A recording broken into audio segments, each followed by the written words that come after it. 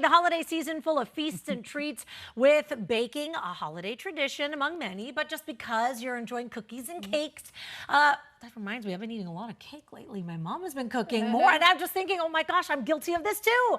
But it doesn't mean we have to pack on the pounds. Tell me that 10 bites ago.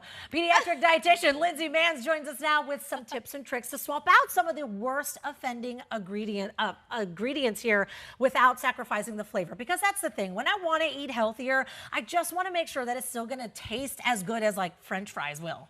You know what I mean? Why can't that be? Why can't broccoli taste like French fries? Then you wouldn't have this problem at all. But you know what I'm talking about. So tell me, what are some of the worst offenders?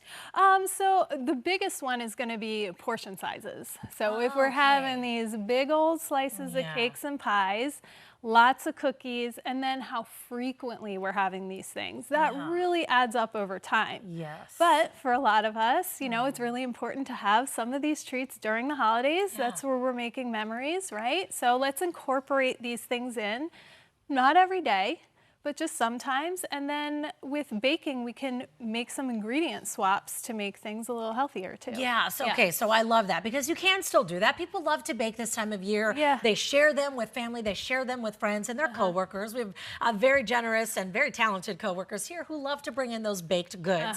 So if we want to swap out something that's kind of not the best for us for something better, what's maybe the first thing you would swap out? So the butters and oils that are added in baking. So like these over here. Yes. Yeah, so these are really dense in calories. All right. So we can swap them out with using fruit purees because that's going to also help maintain the moisture. Okay, so like what? Like what would you swap out for this? So depending on what you're making, you can use unsweetened applesauce, you could use pumpkin puree or some mashed bananas. Yeah. Oh, and you know what I like about that too? It gives it an enhanced flavor. Like you're using things that still, you know, taste good. I don't know about the unsugared applesauce, but you'll get the texture in there, which is what we love. Because that's what sometimes you don't like. Whoa, pumpkin going rogue. What you don't like is swapping out something and then the texture's not the same. Right. So that's why it's super important to write it down. So that's going to be your most important tool when you're making some recipe adjustments is to bring that pen and paper so you can see what was okay and what wasn't. A good place to start would be to swap out half of the butter or oil in your recipe for the fruit puree. Yes. So depending on what you're making, we'll kind of guide you on which thing to choose. Okay. So your unsweetened applesauce is going to have more of a neutral flavor. Okay. Whereas the pumpkin and the banana, those flavors may come through in the thing you're making. And is there anything we can do about the flour? I mean, so much in baking calls for the flour, and I know sometimes it's not the best, but is there a better one to pick? So you can swap out half of the flour for whole wheat flour. So then you get a little bit more fiber and that won't change the texture too much. Okay, I like that idea. Okay, as we come down the line, we only have about 30 seconds left here. So tell me what you would swap out in these situations. Okay, so maybe if we're doing a holiday salad or something, instead of adding a lot of heavy dressings and a lot of cream and fried toppings. Fruit.